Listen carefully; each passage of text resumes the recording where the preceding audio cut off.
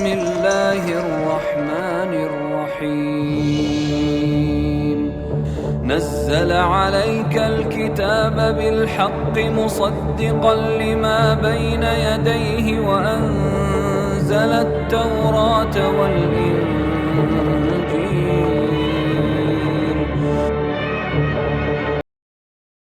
السلام عليكم ورحمة الله وبركاته. الحمد لله الذي هدانا لهذا وما كنا لنهتدي لولا أن هدانا الله. أشهد أن لا إله إلا الله وحده لا شريك له وأشهد أن محمدا عبده ورسوله لا نبي بعده. Jumpa kembali dengan Ngaji Metal Channel. Pemirsa yang dirahmati Allah Subhanahu wa Ta'ala, Tuhannya Abraham alaihi salam, Tuhannya Musa alaihi salam, Tuhannya Isa alaihi salam, dan Tuhannya Muhammad sallallahu alaihi wasallam. Kali ini kita akan membahas nubuatan Nabi Muhammad yang tercantum pada Ulangan 18. Jadi seperti biasanya kita akan mengulas lebih detail tentang Ulangan 18. Sebenarnya Ulangan 18 ini sudah sering menjadi tema atau bahan dalam perdebatan ataupun diskusi dialog lintas agama. Akan tetapi fokusnya pada Ulangan 18. Nah, untuk kali ini kita akan mengulas Ulangan 18 yang lebih kronologis, di mana di dalam Ulangan 18 ini sebenarnya menggambarkan sebuah peristiwa yang nanti akan terjadi ke depan. Saat itulah Rasul akhir zaman Rasulullah sallallahu alaihi wasallam itu akan diturunkan atau sebagai nabi yang dinanti-nantikan oleh Bani Israel. Baiklah, kita akan menuju langsung ke TKP. Pada Ulangan 18 ayat 1 sampai ayat 5 itu menceritakan atau menggambarkan akan tugas keimaman dari orang-orang Lewi. Dari suku Lewi ini kemudian menurunkan Harun dan kewajiban-kewajibannya sebagai imam di kalangan Bani Israel. Jadi ayat 1 sampai ayat 5 itu adalah sebuah hukum yang menetapkan tugas keimaman seorang Lewi atau Aaronite, keturunan Harun. Kemudian kita masuk pada ayat 18:6. Nah, disinilah yang sudah mulai menampakkan bahwa suku Lewi itu mendapat ketetapan tentang kewajiban maupun haknya ketika keluar dari Bani Israel. Saya bacakan saja ya. Apabila seorang Lewi datang dari tempat manapun di Israel, di mana ia tinggal sebagai pendatang, suku Lewi ini keluar dari Israel dan di mana ia tinggal sebagai pendatang. Artinya dia mendatangi sebuah negeri dan dengan sepenuh hati masuk ke tempat yang akan dipilih Tuhan. Maka suku Lewi ini pun memiliki atau mendapatkan ketetapan-ketetapan untuk memimpin dalam berbagai kebaktian selaku imam-imam. Kemudian pada ayat 18:9 jelas, apabila engkau sudah masuk ke negeri yang diberikan kepadamu oleh Tuhan, oleh Allah, maka janganlah engkau belajar berlaku sesuai dengan kekejian yang dilakukan bangsa-bangsa itu. Jadi satu tadi yang harus kita garis bawahi, bahwa imam-imam Lewi ini keluar dari Bani Israel atau keluar dari wilayah Israel, kemudian masuk ke negeri yang diberikan oleh Tuhan untuk kemudian mereka membangun satu komunitas. Berikutnya pada Ulangan 18:10, di antaramu janganlah didapati seorang pun yang mempersembahkan anaknya laki-laki atau anaknya perempuan sebagai korban dalam api, ataupun seorang yang menjadi petenung, seorang peramal, seorang penelaah, seorang penyihir. Baiklah saudara-saudara yang dirahmati Allah Subhanahu wa Ta'ala, bahwasanya negeri yang didatangi oleh suku Lewi atau imam-imam Lewi ini nantinya akan terdapat tanda-tanda atau aktivitas di dalam komunitas bangsa-bangsa atau negeri yang didatangi itu adanya pengorbanan anak. Jadi ini adalah satu tanda di mana nabi itu akan diturunkan. Nabi yang seperti Musa itu akan diturun. Kemudian mari kita lihat tafsir dari 18:9. Dalam Wycliffe ternyata tidak menggambarkan negeri yang dimaksud, akan tetapi ada di sini. Ini hanya kekejiannya saja, kekejian yang tidak dikehendaki oleh Allah itu digambarkan, atau akan tetapi tidak disebutkan di mana tempatnya begitu. Tempat yang pastinya digaris bawahi bahwa itu adalah satu negeri yang di luar wilayah Israel karena disebutkan adanya bangsa-bangsa. Sedangkan pada tafsir Fulay demikian, bahwa di sini dikatakan bahwa ayat-ayat ini menyebutkan berbagai kegiatan okultisme yang umum dipakai dalam agama bangsa-bangsa Kanaan. Jelas bahwa artinya tidak mungkin bahwa Lewi ini akan mendatangi bangsa Kanaan. Ini sebuah gambaran umum dari semua itu. Jadi bukan berarti negeri yang dimaksud adalah Kanaan. Karena di dalam Kanaan itu sendiri nantinya tidak akan turun nabi yang dinanti-nantikan itu, atau nabi yang seperti Musa itu. Itu tafsir Fulay yang kemudian ini sering dijadikan argumen oleh orang-orang Kristen bahwa yang dimaksud adalah Kanaan. Akan tetapi tidak melihat bahwa ini satu rangkaian dengan ciri negeri di mana nabi yang seperti Musa itu akan datang. Oke, yaitu kembali lagi bahwasanya penekanan. Nah, ini penekanan kembali. Sebab bangsa-bangsa yang daerahnya akan kau duduki ini mendengarkan kepada peramal atau petenung, tetapi engkau ini tidak diizinkan Tuhan Allahmu melakukan yang demikian. Pada ayat 18-14. Nah, kemudian masuklah ayat 15. Jadi ayat 15 ini tidak berdiri sendiri. Tentunya namanya ini kan sebuah kronologis. Dari ayat 15 inilah baru ada penekanan. Seorang nabi dari tengah-tengahmu, ya, dari tengah-tengahmu. Tengah-tengahmu itu di bangsa-bangsa atau di daerah yang diduduki itu. Dari antara saudara-saudaramu sama seperti aku akan dibangkitkan bagimu oleh Tuhan Allahmu. Dialah yang harus kamu dengarkan. Ini biasanya mempermasalahkan saudara-saudaramu. Ada sebuah pernyataan bahwa nabi yang seperti Musa itu sudah tidak akan turun lagi di Bani Israel. Pernyataan tersebut tertulis pada Ulangan 34:10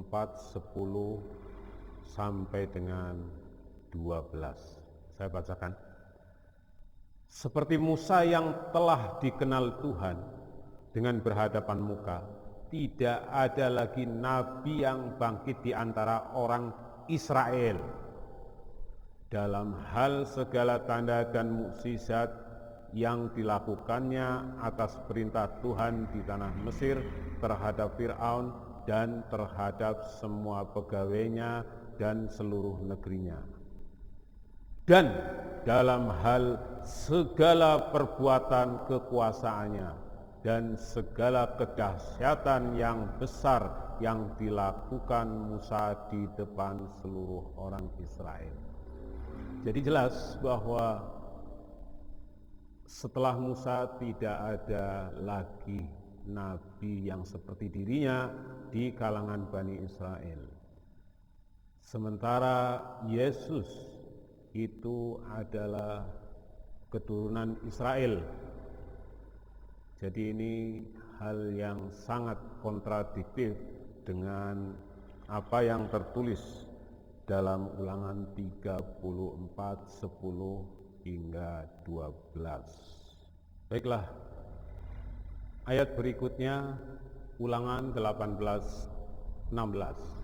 Tepat seperti yang kamu minta dahulu kepada Tuhan Allahmu di Gunung Horeb, pada hari berkumpul dengan berkata, tidak mau aku mendengar lagi suara Tuhan Allahku, dan api yang besar ini tidak mau aku melihat lagi, supaya jangan aku mati. Lalu berkatalah Tuhan kepadaku, apa yang dikatakan mereka itu benar. Ini tentang Horeb, bahwasanya peristiwa itu tidak ingin mereka lihat lagi, tidak mau mendengar lagi. Dalam artian terjadi pengulangan atau tekanan, ancaman hukuman, karena di sana pada peristiwa Gunung Horeb, yaitu Allah memperingatkan Bani Israel itu untuk takwa atau takut akan hukum-hukum Allah, dan mereka berjanji akan mematuhinya. Mereka Bani Israel ini tidak ingin mendapat teguran yang sama ketika pada peristiwa Gunung Horeb. Itu tercantum di Ulangan 4. Di Ulangan 4 masuk ke 4:10, yakni hari itu ketika engkau berdiri di hadapan Tuhan Allahmu di Horeb, waktu Tuhan berfirman kepadaku, suruhlah bangsa itu berkumpul kepadaku, maka aku akan memberi mereka mendengar segala perkataanku, sehingga mereka takut kepadaku selama mereka hidup di muka bumi, dan mengajarkan demikian kepada anak-anak mereka. Lalu kamu mendekatkan dan berdiri di kaki gunung itu, sedang gunung itu menyala sampai ke pusar langit dalam gelap gulita awan dan kegelapan. Lalu berfirmanlah Tuhan kepadamu dari tengah-tengah api, suatu kata-kata kamu dengar, tetapi suatu rupa tidak kamu lihat, hanya ada suara.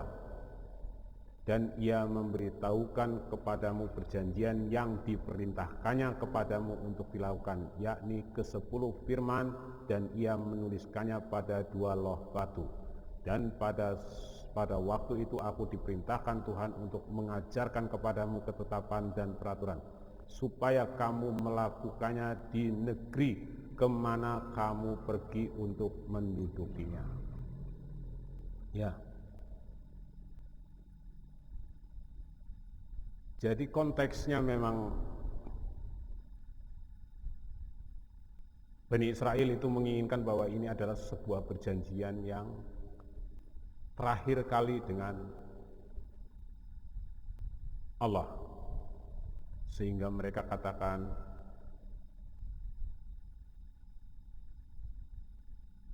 tidak mau aku mendengar lagi suara Tuhan Allahku, dan api yang besar ini tidak mau aku melihatnya lagi, supaya jangan aku mati.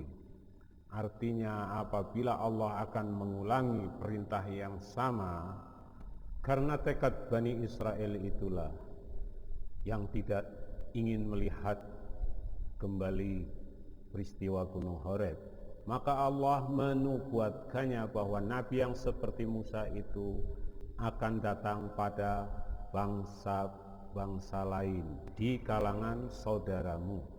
Kemudian hal itu ditegaskan pada Ulangan 18:18. Seorang nabi akan kubangkitkan bagi mereka dari antara saudara mereka. Kembali lagi, kita mundur sedikit ke Ulangan 15. Seorang nabi dari tengah-tengahmu, dari antara saudara-saudaramu. Oke, ini saudara-saudaramu ya. Berarti saudara. Siapakah saudara-saudara? Nah, pada Ulangan 18:18, seorang nabi akan kubangkitkan bagi mereka. Yang pertama, Ulangan 15 mengatakan di antara saudara-saudaramu.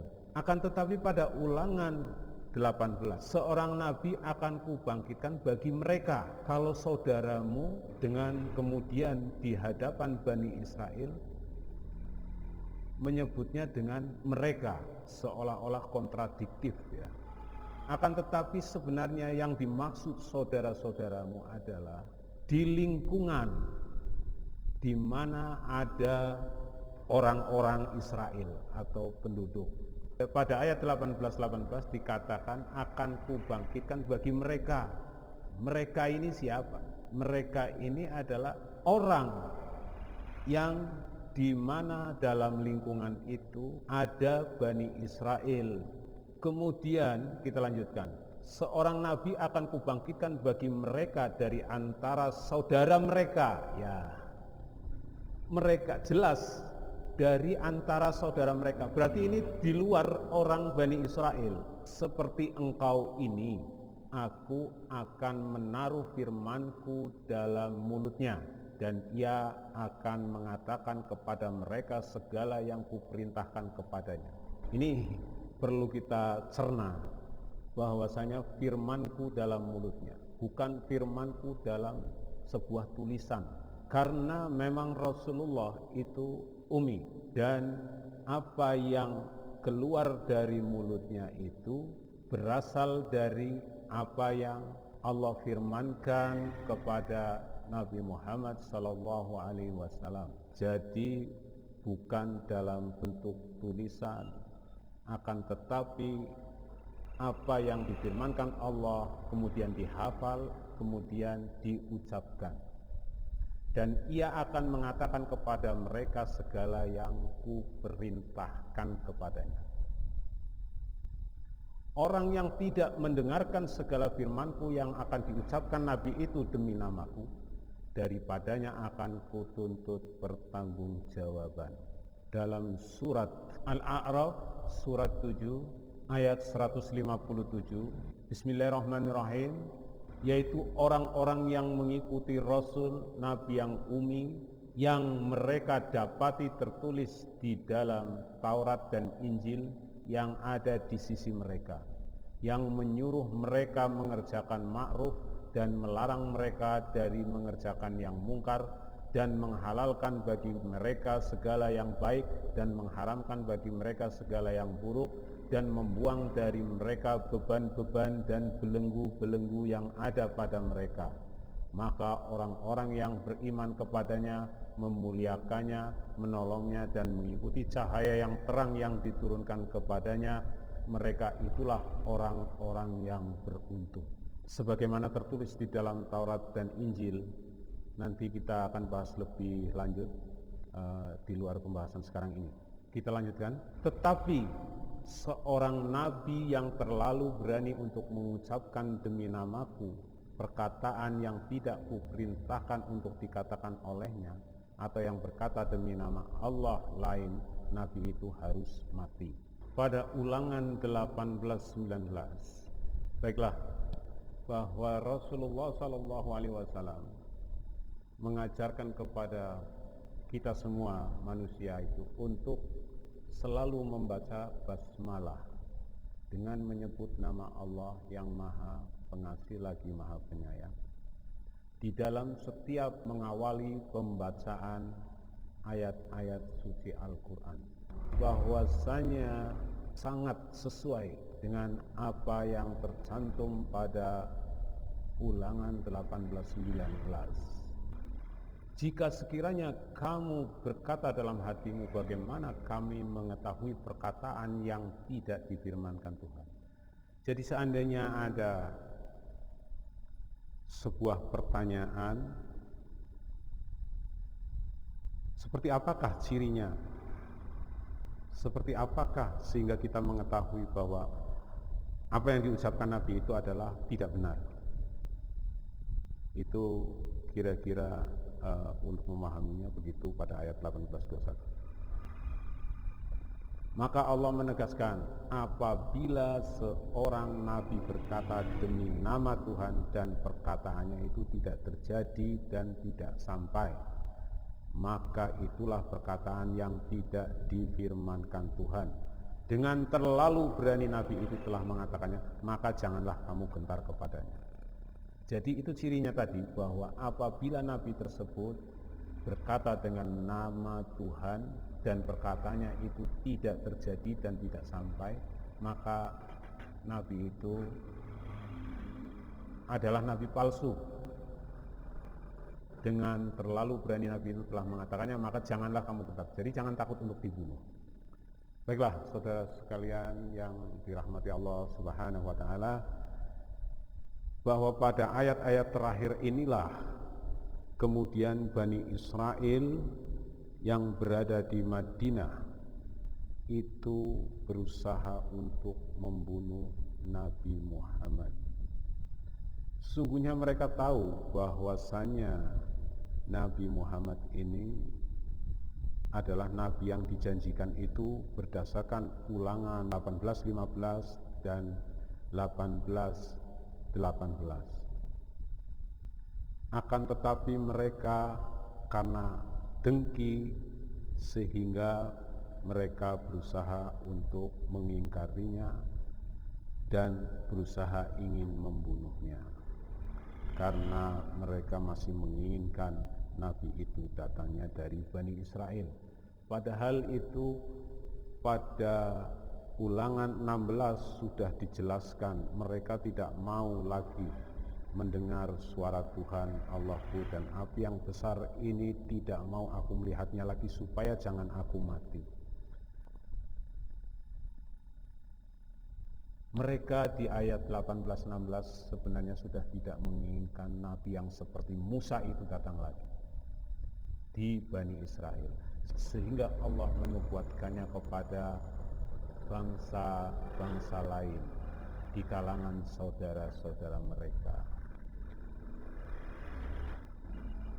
Akan tetapi mereka melupakannya, dan upaya membunuh Nabi Muhammad ini dilakukan oleh Bani Nadir, Bani Quraidah, dan Bani Qainuqa yang telah melanggar kesepakatan perjanjian Madinah atau piagam Madinah. Lalu siapakah Bani Nadir, Bani Quraidah itu? Apabila kita pelajari lebih lanjut bahwa sesungguhnya Bani Quraidah, Bani Nadir adalah dari keturunan Aronait atau keturunan Harun atau dari suku Lewi. Nah, pada Ulangan 18 ini adalah secara menyeluruh bercerita tentang imam-imam Lewi dan Aronait. Kemudian bagaimana diperintahkan untuk menguji Nabi yang seperti Musa itu pun Aronait. Walaupun dalam banyak tafsir tidak dijelaskan bahwa keinginan membunuh Nabi Muhammad ini disebabkan oleh beberapa hal yang tercantum atau yang mereka mengira bahwa Nabi Muhammad adalah nabi palsu.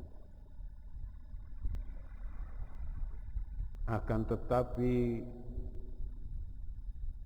kekalahan dalam perang Uhud itu semakin meyakinkan Bani Israel bahwa Nabi Muhammad itu nabi palsu, karena sesuai dengan kriteria dikatakan pada Ulangan 18:22, di mana dikatakan apabila seorang nabi berkata demi nama Tuhan dan perkataannya itu tidak terjadi dan tidak sampai, maka itulah perkataan yang tidak difirmankan Tuhan.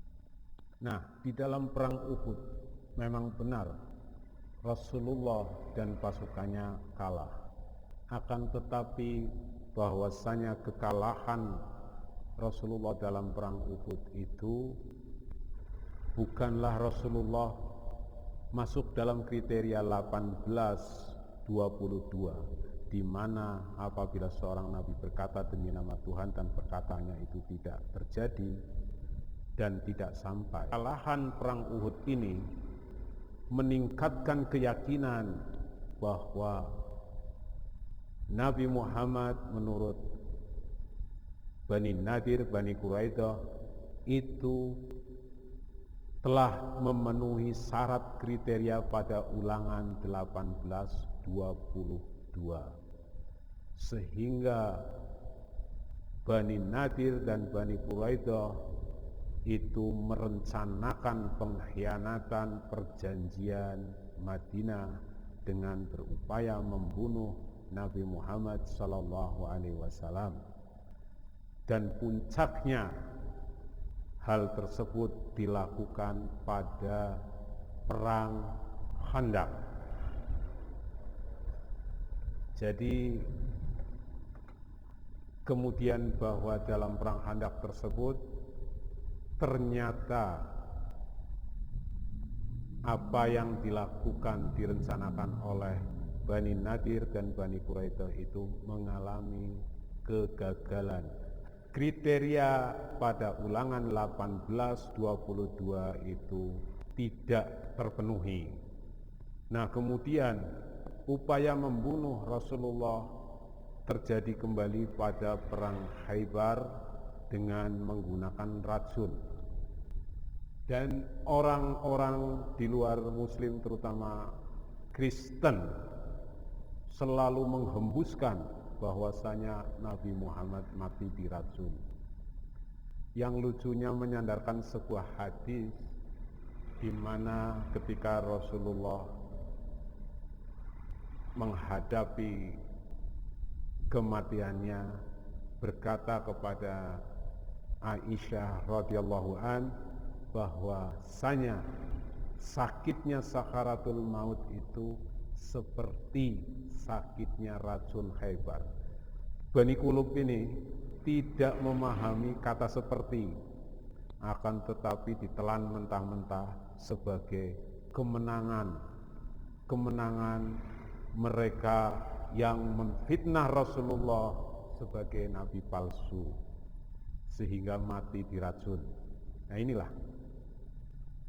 Jadi umat Islam, kita semua harus waspada akan fitnah-fitnah yang dilontarkan oleh Bani Qulub tentang Rasulullah SAW, terutama tentang racun Khaybar yang berjarak kurang lebih 4 tahun setelah 4 tahun antara peristiwa Khaybar dan meninggalnya Rasulullah SAW. Sementara kita lihat dalam berbagai peristiwa bahwa racun itu bereaksi sangat cepat. Contoh pada racun sianida yang diberikan Jessica. Nah, ini satu contoh. Begitu cepat reaksinya. Dan pada peristiwa racun itu juga beberapa sahabat Nabi meninggal dunia. Akan tetapi ini di blow up, dihembus-hembuskan terus. Mereka seperti memberondongkan peluru tanpa sasaran yang tepat, alias ngawur dan blunder. Baiklah, kiranya untuk uraian ulangan 18 di dalam Taurat cukup sampai di sini, dan semoga bermanfaat bagi kita semua, terutama umat Islam, untuk membentengi dari fitnah-fitnah keji yang dilakukan oleh sekelompok orang dari misionaris dan sekelompok orang yang ingin menghujat Nabi Muhammad sallallahu alaihi wasallam. Akhirul kalam, wabillahi taufiq wal hidayah. Wassalamualaikum warahmatullahi wabarakatuh.